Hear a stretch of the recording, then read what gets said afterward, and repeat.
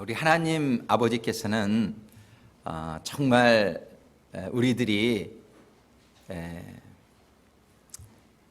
하나님의 진리를 잘 깨닫고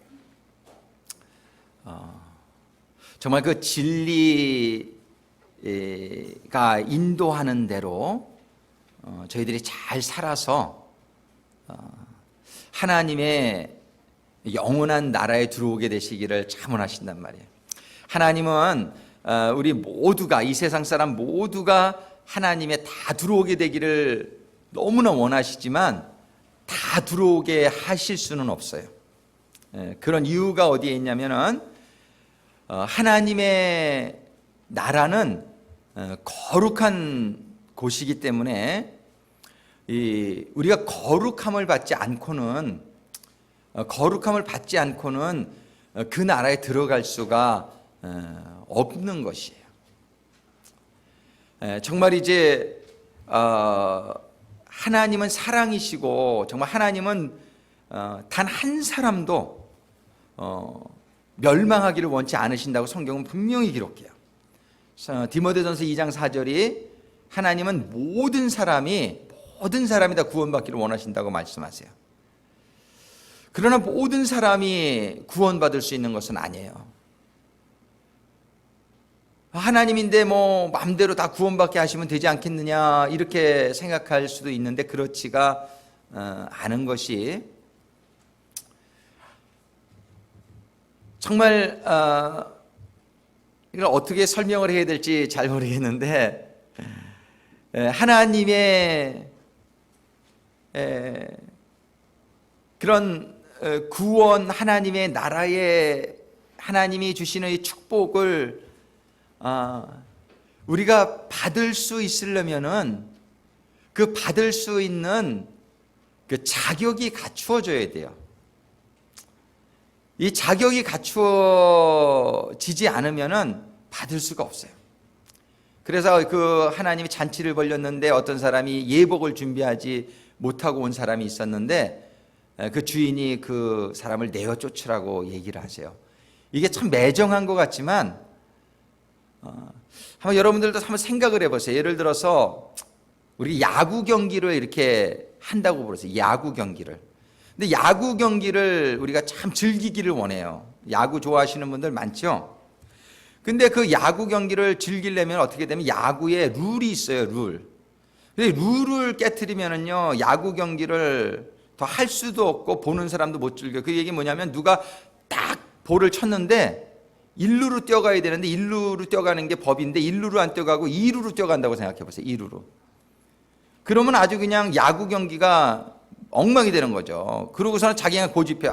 내가 뭐 맘대로지 뭐 이러고. 근데 그렇게 되면은 야구의 경기의 규칙을 어기는 게 돼서 야구 경기가 진행을 할 수가 없게 되죠. 그렇죠? 그냥 스탑이 돼 버리는 거예요. 이게 아주 망쳐지는 거예요. 그 경기를. 천국은 천국의 법도가 있어요. 천국의 룰이 있는데요. 그 룰을 지키는 사람들이 가야지 이 룰을 모르고 룰을 안 지키는 사람들이 가게 되면요. 천국이 완전히 망쳐져요. 그러니까 미꾸라지 한 마리가 그냥 흙탕물을 만들어 놓는단 말이 있죠. 하나님은 천국을 지켜야 되실 의무가 있으신 분이에요. 천국은 아무나 다 들어오게 할 수가 없어요. 천국의 룰을 알고요. 그 천국의 룰을 지킬 수 있는 사람만 받아줘야지만 천국이 천국으로 유지가 될 수 있는 거예요. 여러분들이 아주 단순한 논리인데요. 이 세상에서요, 교통법규가 있어요. 근데 교통법규를, 내 마음대로 뭐 하면 되지. 그럼 빨간불에 막 가보세요. 그럼 어떤 일이 일어나겠어요? 사고가 날 거예요. 자기도 죽고 남도 죽이고 막 이런 일이 날 거예요. 그래서 세상에서 어떻게 법규를 어기면은 이 세상에서 살 자격이 없다 그래서 어디다 집어넣어요? 감옥에다 집어넣잖아요. 이 세상에서 살 자격이 없는 사람들을 감옥에다 넣는 거예요. 왜? 법규를 어기니까. 이게 천국은요, 천국의 법이 있어요. 천국의 법이 있는데 이 법을 하나님은 우리가 깨닫게 되기를 원해요. 그리고 이 세상에서 이 법을 지키는 그 연습이 돼가지고 법을 지킬만 해야 천국을 놓아주실 수 있는 거예요. 뭐 완벽해 가는 건 아니에요. 그러나 최소한 법을 지키려고 하는 그런 삶이 이 세상에서 인정을 받아야 천국을 놓아줄 수 있다라고 성경은 얘기하는 거예요. 이거 말씀 됩니까? 안 됩니까? 이게 너무 그냥 상식이잖아요. 이건 너무 상식이에요. 그래서 많은 사람들이 하나님이 세상을 사람하면 다 천국에 놓아주지 왜 그러는지 모르겠어, 그런 분이 있어요. 이런 분들은 너무 상식을 이해를 못하는 거예요. 그런 분들은 세상 법도 막 어기고 살지 몰라요. 마음대로 살고 싶어하는 사람들이에요. 그러니까 그냥 좌충우돌이 되죠. 그냥 뭐 이 세상에서도 그냥 마음대로 살다가 그 사람들의 결과는 감옥 가는 거죠. 대부분 법을 어기지 않으면. 그래서 이제 지옥이라는 데가 영적인 감옥이에요. 뭐 다른 게 아니에요. 이건 아주 상식적인 수준에서. 그래서 우리가 하나님은 정말 전부 천국에 들어오기를 원하시는데 그러기 위해서 하나님이 옛날부터 선지자들을 통해서 그리고 또 예수님을 통해서 우리들에게 전해주시는 것이 무엇이냐면은 이 천국의 법을 알려주시는 거예요. 천국의 법.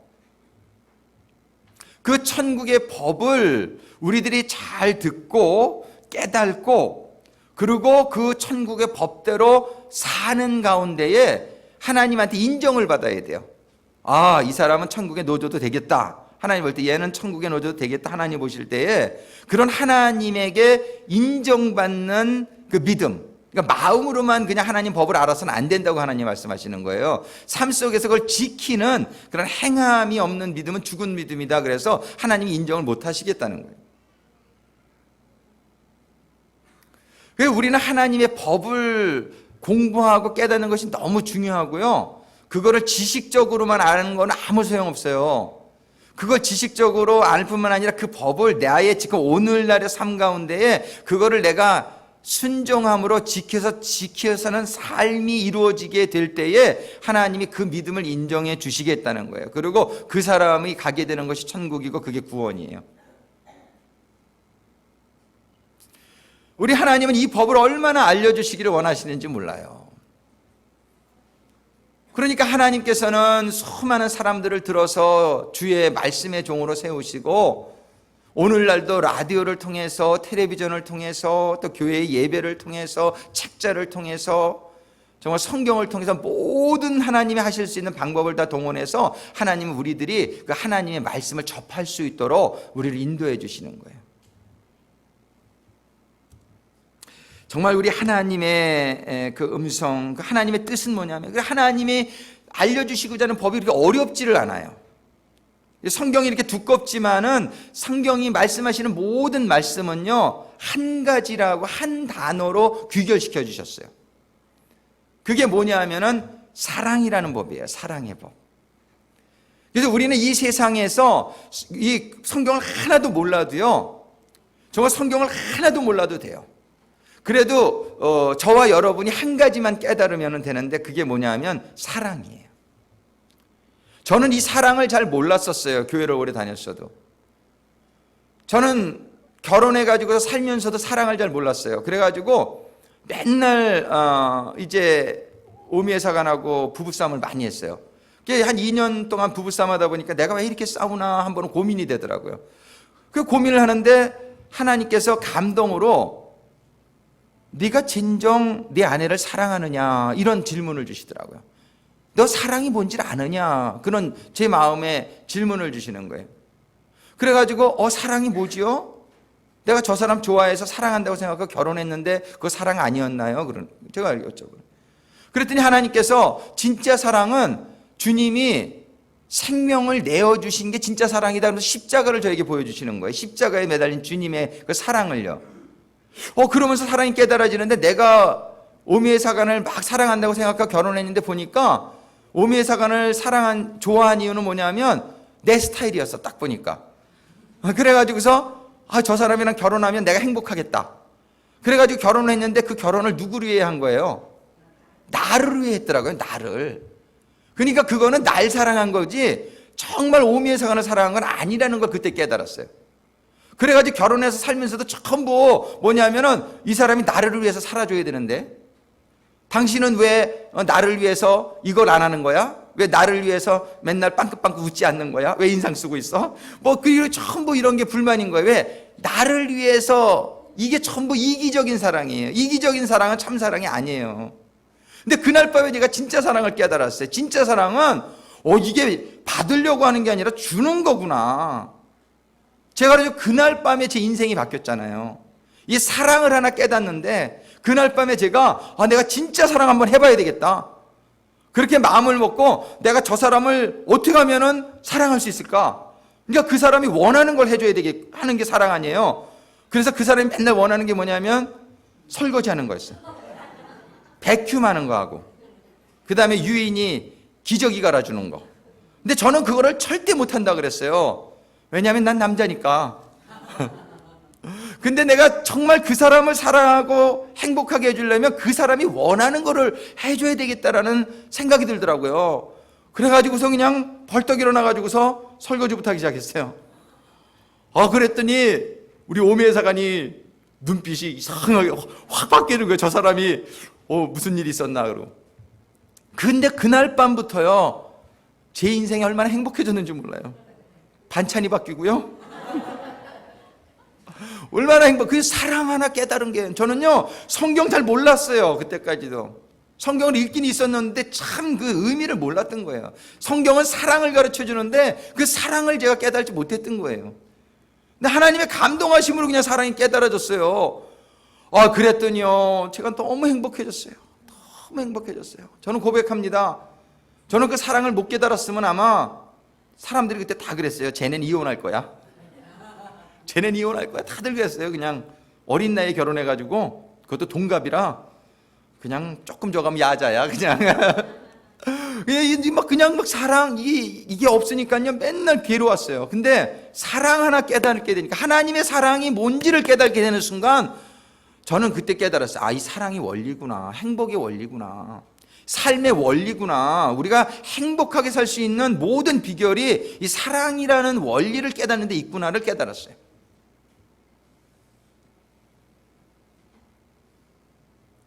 주님께 어떤 율법이 제일 중요하냐고 물어보는 제자들에게 우리 주님은 먼저는, 첫째는 하나님을 사랑하고 둘째는 이웃을 사랑하라. 그러면서 다음에 요한복음에서 세 계명을 주노니 사랑하라. 이 한 말씀, 이 사랑하라는 한 말씀에 모든 율법이 이루어지는다라고 말씀해 주셨어요. 여러분들 성경 공부 못해도 괜찮아요.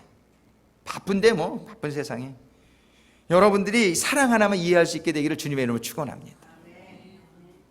이 사랑이 우리의 삶의 원리예요. 이 사랑을 잘 깨달으면요 우리는 천국까지 가는 거예요. 이 사랑만 잘하면요 아주 모든 율법을 이루는 사람이 된다라고 되어 있어요. 그리고 그 사랑을 아주 하나님이 구체적으로 얘기했는데, 바로 내 옆에 있는 사람을 사랑하면, 그렇게 성경이 얘기해요. 바로 내 옆에 있는 사람을 사랑하면 너는 모든 율법을 이룬다. 그게 뭐냐면 옆에 있는 사람 사랑하기가 제일 힘들어요. 저기 아프리카에 있는 누구를 사랑하기는 쉬워요. 안 봤으면 사랑하기 쉬워요. 근데 같이 있다 보면 영 꼴리는 게 많아. 그냥 아주 배 뒤틀리는 게 많아. 그래가지고서는 다른 사람한테는 굉장히 나이스한데 자기 배우자한테는 아주 못된 사람들이 참 많잖아요. 나이스하지 못하는 이유가 있어요. 같이 살다 보니까 막 흠이 많이 보이는 거예요. 예. 근데 그러니까 자기 옆에 있는 사람을 사랑할 수 있으면 다 사랑할 수 있다, 성경은 얘기해요. 여러분들의 코워커라고 설명해. 여러분들 직장을 해가지고 다 좋은데 나랑 같이 일하는 그 옆에 있는 사람은 아주 미워. 예. 근데 그 바로 옆에 있는 사람을 사랑해야 그 다음 사람도 사랑할 수 있다라고 성경은 얘기해요. 여러분들의 배우자를 사랑하시고, 여러분들의 부모님과 형제와 자녀들을 사랑하시고, 여러분들이 직장에 나가면, 사업장에 나가면 함께 일하는 그 사람을 사랑하실 수 있게 되기를 주님의 이름으로 축원합니다. 우리의 삶의 원리는 사랑에 있어요. 그런데 이 사랑을 어떻게 하는 게 사랑인지를 이제 하나님 우리에게 가르쳐 주시기를 원하세요. 정말 사랑은 우리가 아까 잘해주는 것도 사랑이에요. 근데 원하는 사람이, 내가 상대방이 원하는 걸 해주는 게 사랑이에요. 그죠? 그런데 우리가 정말 제일 먼저 사랑해야 될 분이 하나님인 줄로 믿습니다. 우리는 먼저 하나님을 사랑해야 되는데 하나님이 가장 원하는 게 뭔지를 우리가 생각해 봐야 돼요. 우리가 믿음이 아닌 사람들은 그냥 사람만 사랑하면 그것도 사랑이지만 우리가 믿음이 있는 사람들은 우리가 알잖아요. 우리가 하나님하고의 사랑의 관계가 먼저 회복이 되어야 되잖아요. 근데 하나님을 우리가 정말 사랑하려면 어떻게 해야 돼요? 하나님이 원하시는 게 뭔지를 알아야 돼요. 하나님이 가장 원하시는 게 뭘까요? 4글자로 따라하겠습니다. 영원 구원. 영원 구원이에요. 하나님이 가장 우리들에게 원하시는 건 뭐냐면은 잃어버린 너희 형제 자매들 가서 구원해라. 그게 하나님 원하시는 거 맞을 것 같아요? 안 맞을 것 같아요? 한번 물어볼까요? 주님, 뻔하다 그러시죠 지금 하나님. 뻔하다 하나님이 정말 우리들에게 참 원하시는, 너희들 구원받았으면, 우리 구세군에 S자 2개 붙이는데 이게 무슨 뜻인지 아세요? 따라하겠습니다. saved to save others. 여기 S자를 그렇게 해석해요. 우리는 구원받았는데 다른 사람들을 구원해라, 이러네. 구원하기 위해 구원받았다. saved to save. 이게 뭐냐면은 하나님이 가장 원하시는 거, 여러분들 예물 아니에요. 예물 얼마든지 있어요. 하나님이 예물 이렇게 11조 바치고 그런 예물 바치고 이건 전부요. 여러분들에게 뭐를 이렇게 하나님한테 드리는, 나누는 훈련 시켜주려고 하는 거죠. 하나님이 여러분 예물 있어야 필요하신 분 아니죠. 하나님이 여러분들에게 뭐가 필요하겠어요? 하나님은 말씀으로 온 우주를 창조하신 분인데 뭐가 필요하겠어요? 여러분들 그런 거 오해하지 않게 되기를 바라요. 하나님이 가장 원하는 것은 뭐냐면 사랑이에요. 사랑인데 하나님이 원하시는 건 너희들은 나를 사랑하면 내가 정말 구원하기를 원하는 저 형제 자매들, 이 세상에 구원받지 못한 저들을 니네들이 구원해주면 내가 너희들이 나 사랑하는 거를 인정해줄게. 그죠? 우리는 하나님이 원하셔야, 하나님이 원하시는 것을 해야 사랑인 줄로 믿습니다. 하나님이 원하시는 게 영원 구원이에요. 그리고 사람들이 원하는 게 뭘까요? 돈이요? 사람들이 정말 필요한 게 뭔지를 잘 몰라요. 근데 사람들이 정말 필요한 것은 그들의 영혼의 구원인 줄로 믿습니다. 그들이 모른다 할지라도 우리는 그들에게 영원 구원을 받을 수 있도록 도와주면은 나중에 영원토록 우리가 얼마나 그들의 인사를 받게 될지 몰라요. 지금은 왜 그래? 나를 왜 그렇게 교회를 데려가려고 그래? 너나 잘 가. 이러고 전도하려고 그러면 그 사람들이 그 영원 구원의 소중함을 모르고 지금 그렇게 말하지만 그들이 몰라서 그러는 건지 우리가 알잖아요. 그들이 정말 영혼의 이 천국과 지옥이 있고 이제 조금 있으면 죽게 되는데 정말 자기네들의 영혼을 우리가 구원해 줬다 그러면 이 다음에 천국 가서 우리가 얼마나 인사를 받을지 몰라요. 그렇겠습니까? 그러니까 우리는 하나님이 가장 기뻐하실 거 원하시는 것도 영혼 구원이요. 사람들이 몰라도 가장 필요한 것은 영혼 구원이라는 걸 우리가 알게 되잖아요. 그러니까 우리는 사랑하는 삶을 살기를 원하는데 우리가 물론 이렇게 잘해주는 거, 정말 백흉해주는 거 이런 것도 사랑의 표현이에요. 그러나 내 아내가, 내 남편이 만약에 구원받지 못했다라면 정말 그 사람의 영혼을 구원받을 수 있도록 도와주는 것이 최고의 사랑의 행위가 될 줄로 믿습니다.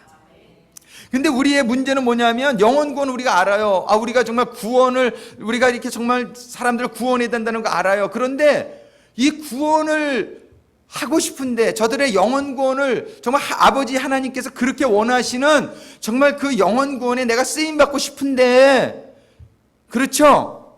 쓰임받고 싶으시죠? 네. 싶으실 거예요. 우리가 정말 구원받은 사람이라면, 이 구원의 소중함을 아는 사람이라면 정말, 그리고 하나님이 모든 사람을 다 구원하기를 너무나 원하신다는 걸 우리가 이해한다면 우리가 영혼 구원하기를 원치 않는 사람은 하나도 없을 거예요. 하나도 없을 거예요. 그러나 우리의 문제는 뭐냐면 그게 잘 안 되는데요. 잘 안 되는 거예요. 영혼 구원을 좀 하고 싶은데, 저 사람을 전도하고 싶은데 그냥 말도 못 끼네. 그럼 말 한 번 끼랬다가 뭐라 그러면 알았어 그만할게. 이렇게 말을 이렇게 잘 못하니 능력이 안 나와요. 이게 영혼 구원이 잘 안 되는 거예요. 참 잘 안 돼요. 말씀도 잘 못 전하겠고, 이게 좀 기도도 잘 안 되고, 그냥 이게 잘 안 돼요. 이게 참 전도를 해야 되겠는데 그게 참 어디에 문제가 있을까요? 어디에 문제가 있을까요? 오늘 우린 절기를 통해서 하나님이 어떻게 하면 영혼 구원을 잘할 수 있는지, 다른 말로 하면 어떻게 하면 우리가 하나님을 잘 사랑하고 이웃을 잘 사랑할 수 있는지를 가르쳐 주시는 거예요. 오늘 본문의 말씀 사도행전 1장 8절이 그 답이에요. 본문의 말씀 1장 8절이 같이 한번 읽어보겠어요. 우리 본문의 말씀 1장 8절, 사도행전 1장 8절 읽습니다. 오직 성령이 너희에게 임하시면 예루살렘과 온 유대와 사마리아 땅끝까지 이르러 내 증인이 되리라. 이 증인의 삶이 뭐예요? 전도자의 삶이잖아요. 근데 이렇게 전도자의 삶이 되려면, 정말 사랑을 실천하는 삶이 되려면, 하나님을 사랑하고 이웃을 사랑하는 실천하는 삶이 되려면 뭐예요? 그 앞부분이 중요한 거예요. 8절에 성령이 너에게 임하시면 너희가 권능을 받고 이랬어요. 우리가 권능을 받아야 된다는 거예요.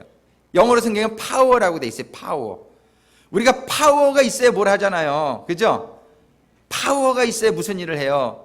자동차가 움직일래도 자동차에 그 파워가 있어야 되고, 밥을 할래도 불에 파워가 있어야 되고, 뭐가 파워가 있어야 뭔 일이 되는데, 영혼 구원도 마찬가지로 그냥은 안 된다고 성경에 얘기하시는 거예요. 근데 이 말을 누구에게 하셨냐면 제자들한테 하셨어요. 제자들이 어떤 사람들이에요? 예수님을 따라다니면서 3년 반이나 말씀을 배웠고요, 부활하신 주님도 만났고요, 그런 사람들이에요. 근데 그런 사람들인데 사도행전 1장 4절에 5절에 보면, 4절과 5절에 보면 너희들은 사도들과 모이사 저희에게 분부하여 가라사대 너희들은 예루살렘을 떠나지 말고 내게 들은 바 아버지의 약속하신 것을 기다리라고 말씀하세요. 그거 뭐냐? 5절에 설명하는데 요한은 물로 세례를 줬으나 너희는 몇 날이 못되어 성령으로 세례를 받으리라, 이렇게 얘기하세요. 이 성령의 세례를 받기 전에는 너희들은 아직 준비 안 됐어. 너희들 예루살렘을 떠나면 안 돼. 이렇게 얘기하시는 거예요. 우리가 교회를 이렇게 아무리 다녔어도요, 성령의 세례를 받지 못하면은요, 아직까지 그 파월이, 권능이 임하지 못해서 증인의 삶이 안 된다는 거예요. 이게 답이에요. 우리는요, 다시 한번 정리합니다. 우리는 아버지가 원하시는 법대로 살아야 천국 가는 거예요. 아버지의 법은 한 가지예요. 그건 뭐냐면 사랑의 법이에요. 근데 그 사랑의 법을 어떻게 사는 게 사랑의 법이냐고 하면, 아버지가 원하시는 거를 해야 사랑하는 거예요. 다른 사람들이 필요한 것을, 진짜 필요한 것을 주는 게 사랑의 삶이라고 말씀하시면서 사랑은 영혼 구원이라고 가르쳐 주시는 거예요. 근데 이 영혼 구원, 이 전도자의 삶을 살려면은 파워가 있어야 된다고 얘기하시는 거예요. 여러분들 이 파워를 받기를 원하세요, 안 원하세요? 그냥 받기를 원하지 않으시는 분은 나 별로 사랑하는 삶을 살고 싶지 않아, 이런 뜻이고요. 사랑하는 삶을 살지 않으면 여러분들 아주 그냥 너무 후회하게 될 거예요. 사랑은 선택이 아니에요. 사랑은 선택이 아니에요. 뭐 사랑하는 감정이 들어야 사랑하지, 아무나 사랑할 수 있나? 그거는 모르는 얘기야. 감정적으로 사랑하는 사랑은 세상의 사랑이에요. 하나님은요, 너희는 사랑하라, 이거는요 명령이에요. 그러니까 사랑은요 명령이고 무조건 순종해야 되는 거예요. 감정이 나든 안 나든. 제가 한번 많이 소개했죠. 오미의 사관이 하루는 굉장히 미웠어요. 은혜 받고 나서도 한번 미운 적이 있는데, 부부싸움을 대판하고 나갔는데, 사랑을 해, 미워해. 내가 하루 종일 고민했는데 하나님이 사랑하라는 옵션이 없더라고요. 그래가지고 알겠습니다. 그리고 집에 갈 때 꽃을 샀잖아요. 그래가지고서 이제 집에 탁 문을 여는데 오메사관이 탁 걸어 나오는데, 제가 너무나 감정으로는 미워. 근데 하나님의 말씀은 사랑하라 그랬으니까 그 말씀에 순종해서 제가 여보 사랑해, 그리고 꽃을 줬어요. 근데 놀라운 일이 났어요. 사랑해, 그건 뭐 순종이죠. 내 감정이 아니었어요. 근데 사랑해 라고 말했을 때 감정이요 갑자기 너무 사랑스러워 보이는 거야. 우리가 감정을 컨트롤할 수 있는 사람이 훌륭한 사람이에요. 여러분들 감정대로 하는 사람은요, 웃었다 울었다 이런 사람은요 똥구멍에 털난다 옛날에. 이런 사람은 아주 별로 신뢰할 만한 사람이 못 돼요. 감정의 기복은 항상 있거든요. 감정대로 사는 사람은요 아주 이렇게 큰 일을 하기가 힘들어요. 맨날 슬펐다가 뭐 그냥 기뻤다가 막 그냥 엎었다 뒤집어졌다가 막 그냥 이러면요 아주 무슨 일을 하기가 힘들어요. 그런데 감정을 컨트롤하는 사람은 큰일이에요. 아멘? 훌륭한 CEO들 보세요. 감정을 알아볼 수가 없어요. 지난번에 아시아나 추락 때 우리가 도와드렸더니 아시아나 CEO께서 우리 교회를 방문하셨어요. 제 사무실에 오셔가지고 1시간 동안 같이 있었던 적이 있는데 CEO는 다르구나 그런 생각이 들더라고요. 얼마나 사람이 점잖고 아주 감정을 모르겠어. 이렇게 굉장히 아주 스테디한 거 있잖아요. 흔들리지 않는 그런 사람이 큰 일을 해요. 우리 성경은 뭐라고 말씀하시냐면 감정대로 살지 말고 감정을 컨트롤하라 그래요. 그러면 사랑은요 감정이 아니에요. 감정대로 하니까 맨날 이혼하는 거예요. 옛날에는 사랑하는 감정이 있었던 것 같은데 난 지금은 사랑하는 감정이 없는 것 같아. 그러면 여러분들 세상적인 카운슬러한테 가면 뭐라 그러는지 알아요? 너희들 감정에 충실해. 이혼해. 이거 너무 세상적인 얘기예요. 근데 성경은 뭐라고 얘기해요? 감정대로 하지 마십시오. 당신이 결혼했으면 당신의 배우자를 사랑하는 건 의무입니다. 당신은 당신의 배우자를 사랑할 의무가 있는 거고 선택이 없습니다. 성경은 이렇게 가르치는 거예요. 여러분들 아내들은 남편을 존경해야 될 의무가 있다고 성경이 얘기해요. 남편은 아내를 사랑할 의무가 있는 거예요. 선택사항이 아니에요. 이거를 깨닫고 감정대로 왔다 갔다 하지 않고 하나님의 말씀에 순종하는 삶을 사는 사람은요 어떠한 상황도 누구도 사랑할 수 있는 거예요. 원수도 사랑하라고 성경은 얘기하잖아요. 이게 사랑이에요. 여러분들 절대로 사랑은 감정 아닙니다. 이해되십니까? 그러니까 내가 사랑하는 감정이 들어야 사랑하지 삐죽거리지 마세요. 사랑하는 감정이 들어야 사랑하는 거 아니에요. 사랑은 의무예요. 이거는 율법이에요. 이거는 계명이에요. 그런데 우리는 사랑이 안 될 때가 있지요. 그건 어떻게 되냐면 그것 때문에 기도하라는 거예요. 왜 사랑이 안 될까? 내가 왜 사랑이 안 될까? 이걸 가지고 고민하고 이것까지 기도하라는 거예요. 근데 이 사랑을 할 수 있는 방법을 절기를 통해서 알려주시는 거예요. 왜 우리가 사랑을 하기 힘드냐면요 우리에게 죄성이 있어서 그런 거예요. 죄성이요. 우리는 세상에서 나를 사랑하라고 배웠어요. 이 세상은 전부 이기적이고요 남을 미워하고 판단하는 게 세상이에요. 우리는 세상에서 태어나서 세상에서 자라다 보니까 너무나 세상적인 것에 익숙해 버려진 거예요. 그래서 하나님께서 이 사랑을 하려면 어떻게 해야 되냐면 첫 번째 우리의 죄를 사함받아야 된다고 말씀해 주시는 거예요. 그게 유월절의 경험이에요. 우리들이 죄를 사함받을 수 있는 방법이 있다는 것이 얼마나 놀라운 축복인지 몰라요. 우리는 예수님이 우리를 위해서 죽어주신 사건이 없으면 사함받을 수 있는 방법이 없어요. 왜? 죄의 싹은 사망이기 때문에 그래요. 우리는 죄 졌으면 다 죽어야 돼요. 근데 죄 없으신 유일한 인간, 이 세상에 유일한 죄 없으신 인간 예수님이 우리를 위해서 죽어주셨기 때문에 우리는 근데 그걸 안 믿으면 소용이 없어요. 왜냐면요 제가 우리 이영미 자매님한테 만불을 껐는데 갚을 능력이 없어. 그래서 김진수 정교님이 저를 위해서 만불을 갚아주셨다고 생각해봐요. 근데 내가 그걸 안 믿어. 당신이 무슨 돈이 있어 내 만불을 갚아줘. 이래 안 믿어. 그럼 어떻게 되냐면요 김진수 정교님이 기분 나빠가지고 도로 찾아가. 저 사람은 내가 갚아줄 필요가 없는 사람이네. 저 사람은 내가 베푸는 이 은혜를 받을 자격이 없는 사람이야. 그렇게 했어요? 그러지 않겠어요? 그런단 말이에요. 그 상식이란 말이에요. 우리 주님께서 우리를 위해서 죽어주셨는데 저 사람이 안 믿어 그거를. 그러면 저 사람은 그 은혜를 받을 자격이 없다라고 말씀하시는 거예요. 그래서 믿음이 없으면 제사함이 없는 거예요. 근데 우리 김진정 정인이 갚아진 걸 제가 믿어. 아유 김진정 정인이 감사합니다. 감사합니다. 제가 평생 제가 노력해서 만불 갚게 했습니다. 이자까지 제가 해드렸으면 좋겠네요. 얼마나 감사하겠어요 그것이. 예? 그것이 우리의 삶의 자세가 되어야 되는 거예요. 우리 주님이 우리를 위해 죽어주셨는데 내가 갚아줬다고 주님이 그러시는데 안 믿어. 그럼 넌 자격이 없다 그러시는 거예요. 안 믿어줘도 믿으시게 되기를 주님의 이름으로 축원합니다. 내 마음에 안 믿어줘도 여러분들이 믿어야 돼요. 믿으려고 하면은 하나님이 그걸 귀하게 여겨서 믿게 여러분들의 깨달음을 주실 줄로 믿으시기 바래요. 주님이 근데 보통 만불 정도 갚아준 거냔 말이에요. 내가 죽을 거를 생명을 주셔서 갚아주셨다는 게 깨달아지면은 내가 가만히 있지 못하는 거죠. 만불을 갚아준 것도 내가 너무나 감사할 텐데 생명을 주셨다는 게 깨달아지면은요 그 인생이 가만히 있을 수 없는 거예요. 주님을 위해서 내가 뭐를 좀 할 수 있을까? 주님을 위해서 내가 교회에 한번 점심이라도 한번 대접해야 되겠다. 정말 청소라도 한번 해야 되겠다. 내가 한번 돈은 없지만 기타라도 한번 쳐가지고서 하나님 찬양을 해야 되겠다. 뭔가 그냥 하나님을 위해서 뭐 하고 싶으신 거예요. 이게 뭐냐면 감사하는 마음이죠. 이게 깨달아지니까 이게 6월절이에요. 이게 6월절. 그럼 무교절은 뭐냐면은 죄는 사함을 받았는데 죄 짓는 습성은 아직 남아있는 거예요. 죄 짓는 습성을 이게 잘 안 없어져요. 그러니까 무교절을 너희들이 지내야 돼. 무교절은 뭐냐면 누룩을 찾아내서 제거하고 무경병 먹는 게 무교절이에요.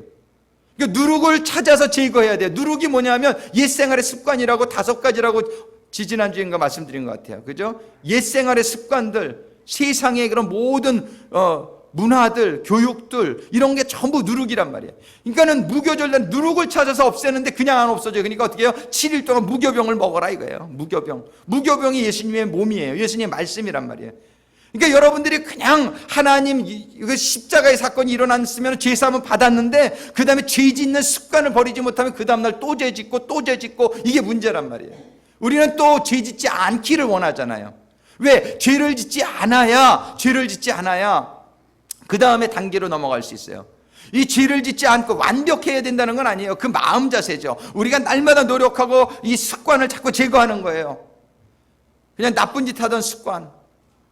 우리 요번 주간이 우리 구세군의 포르노 반대하는 주간이에요. 여러분들 끝나시고 나가시다가 제가 하나씩 나눠드릴 거예요. 꼭 받아가세요. 이거 와이트 리본, 이거 성교를 상징하죠. 이 포르노들에 얼마나 중독되어 있는지 몰라요. 인터넷이 그냥 평균 연령이 6세 때 인터넷 그거 다 들어가가지고 포르노 본대요. 교인들 예외가 아니에요. 제가 그냥 하나님이면 다 보일 텐데 몰라서 그렇지 우리 부끄러운 부분들이 있잖아요. 이거를 우리부터 그거 끊고 우리가 이 세상이 그거를 끊으라고 표시하는 와이트 리본 위기에 다음 주 주일까지 이걸 다시길 바래요. 여러분들이 입는 옷에다 사람들이 그거 뭐야 물어보면 이거 Against Pornography, Salvation Army Wearing this white ribbon. 우리 구세군이 이 한 주간 동안 이걸 하면서 우리는 그 포르노 반대 운동하고 있는 거라고. 여러분들 기도해 주세요. 이 세상은 이렇게 우리를 전부 자꾸 죄짓게 해요. 그 죄짓게 하는 습관들을 우리가 버리지 못하면 자꾸 죄짓게 되잖아요. 그 자꾸 죄짓게 되면 우리는 자꾸 6월절로 돌아가는 수밖에 없어요. 1, 2단계 첫 번째하고 두 번째 절기만 왔다 갔다 하다 끝내. 그냥 또 6월절 십자가 앞에 가서 또 잘못했습니다. 그리고 또 죄짓고. 그러면 3단계로 넘어가지 못해요. 3단계는 뭐냐면 초실절 부활절이에요. 근데 우리가 주님에게 속죄 안 받고 무교절을 지나면서 자꾸 습관을 버리고 그러면 3단계 뭐예요? 부활하신 주님을 만나게 된다는 거예요. 부활하신 주님을 만나야 돼요. 부활하신 주님을 만나지 못하니까 그 제자 중에 수제자 사도 베드로가 어떻게 돼요? 예수님을 3번씩이나 부인하고 자기는 믿는 줄 알았지. 절대로 저는 안 떠납니다. 부인하지 않습니다. 그래 놓고서는 닭이 울기 전에 3번씩이나 부인하잖아요. 이게 우리들의 베드로만 그런 게 아니에요. 근데 부활하신 예수님을 만나면서 바뀌기 시작했어요. 근데 부활하신 예수님을 만나는 거는 1, 2단계 6월절과 무교절을 지나야 돼요. 그 다음에 우리는 부활절에 들어갈 수 있는 거예요. 근데 부활절도 다 되지 않았어요. 부활절 돼가지고 주님의 40일 동안 제자들하고 있다가 승천하시면서 뭐라고 그러시냐면 너희들은 절대로 예루살렘 떠나지 마. 뭐 받을 때까지요? 성령의 세례. 성령의 세례가 너희들에게 임해야 너희들에게 파워를 임해서 진짜 사랑할 수 있는 진짜 증인이 되어지는 삶을 살 수가 있어라고 말씀하시는 거예요. 그게 오순절이. 이 오순절은 이름이 칠칠절이라고도 하고 맥추절이라고도 하는데 이 칠칠절, 오순절, 맥추절은 시간적인 개념이 있어요. 자, 칠칠절은요 오순절에 이르기 전의 과정이에요. 7주를 의미해요. 이 7주 동안 뭐 해야 되냐면은 부활하신 예수님을 만나면서 우리가 치유받을 건 치유받고 마라의 쓴물과 같은 거는 예수님이 만나면서 치유돼서 단물로 변하고 바위덩어리 같은 데서 물이 터져 나오고 먹을 게 없을 때 부활하신 주님한테 기도하면 만나가 내리고 그 다음에 적군이 침입하면은 이 모세가 기도할 때에 아말렉을 이기고 여호와 니시 하나님을 경험하고 우리 부활하신 주님이 뭐 하셨어요? 의심하던 도마에게 찾아와서 확신을 주고 상처받은 베드로에게 찾아와서 상처를 회복시켜 주시고 불안해하던 제자들에게 찾아서 평안하라 평안하라 말씀해 주시고 이게 부활하신 주님을 만나면 우리에게 이런 게 임해. 그러나 not yet, 아직도 준비는 안 된 거예요. 그러는 가운데서 주님이 뭐라고 말씀하시냐면 예루살렘 떠나지 마. 성령 세례 받을 때까지 예루살렘 떠나지 마. 너희들이 성령 세례 받으면 권능 임하고 그때야 비로소 4단계를 살 수 있다는, 그게 오순절이고 그 다음에 네 번째 단계는 뭐냐면은 맥추절의 삶을 사는 거예요. 맥추절은 뭐냐면요, 영어로 말하면 Feast of Harvest예요. 추수의 절기라는 거예요. 이스라엘에는 봄절기가 있고 가을절기가 있는데, 이 봄절기의 마지막이 이게 맥추절이에요. 오순절이 맥추절의 시작이에요. 그 맥추절은 뭐냐 하면 추수기예요. 우리는요, 이 영원 구원하는 걸 추수로 말씀하시잖아요, 성경에서는. 우리는 7.7절 부활하신 주님을 잘 만나가지고 우리가 변화되어지고 아픔은 회복되어지고요, 여러분들의 상처가 나아지고요, 막 그러면서 오순절에 성령이 임하게 되기를 바랍니다. 그런데 성령이 임한다면 뭐 해야 되는 거예요? 나가서 추수해야 된다는 거예요. 이 나가서 추수하는 자, 그가 바로 사랑을 행하는 자가 되고, 그러는 자가 나팔절에 예수님이 나팔소리와 함께 강림하실 때에 휴거되어지고 하나님을 영광 중에 뵙는 주님의 신부가 될 수 있다라고 말씀해 주시는 거예요. 여러분들 오늘 말씀 잘 상고하시고, 여러분들 정말 모두 우리가 맥추절 추수의 증인이 되어지는, 정말 6월절에 속죄함을 받았을 뿐만 아니라 무교절에 거룩함을 받아가면서 우리가 부활절에 부활한 주님을 만나는 가운데, 이것이 시간적으로 이렇게 설명해 주세요. 하나님께서는 이제 해질 때 하루를 시작하라는 거예요. 왜냐하면 다음 날을 그날 일어나서 시작하면 늦는다는 거예요. 여러분들의 하루는 저녁이 시작할 수 있게 되기를 바랍니다. 그래가지고 기도하면서 이제 속죄 안 받고, 왜 그러냐면 이 성령 충만은 한 번 받았다고 그냥 끝나는 게 아니에요. 매일 성령 충만 받아야 돼요. 그래가지고서 그 다음에 기도하면서 잠들고 새벽에 일어나서 기도하고, 기도하는 가운데 오전 9시쯤 성령 충만이 임했다고 돼 있어요, 성경에. 이 성령 충만이 그냥 매일같이 임하는 가운데에 날마다 증인이 되어지는 삶, 날마다 사랑을 실천하는 삶, 날마다 하나님이 정말 기뻐하시고, 너희가 정말 나를 사랑하는구나, 너희가 내 이웃을 정말 사랑하는구나, 이 삶이 이루어지는 우리들이 되어지게 되기를 간절히 소망합니다. 주님의 이름으로 축원합니다. 기도하시겠습니다. 아버지 하나님, 사랑합니다. 그러나 저희들이 말로만 사랑하는 자녀들이 아니고, 생각으로만 사랑하는 자녀들이 아니고, 아버지 하나님께서 너무나 원하시는 우리 이웃들의 구원을 위해서 증인이 되어지는 저희들이 되어지기를 간절히 소망합니다. 아버지 하나님, 날마다 저희들이 6월절을 지나 무교절을 지나 그리고 부활하신 주님을 만나서 변화되고 성숙되어지는 가운데 꼭 성령의 충만함을 매일 받아서 저희들 날마다가 증인이 되어지는 삶, 날마다가 아버지를 사랑하는 삶, 사랑의 표현이 실천되어지는 삶, 그런 삶을 사는 자녀들 될 수 있도록 축복하여 주시옵소서. 예수님의 이름으로 간구하며 기도드립니다.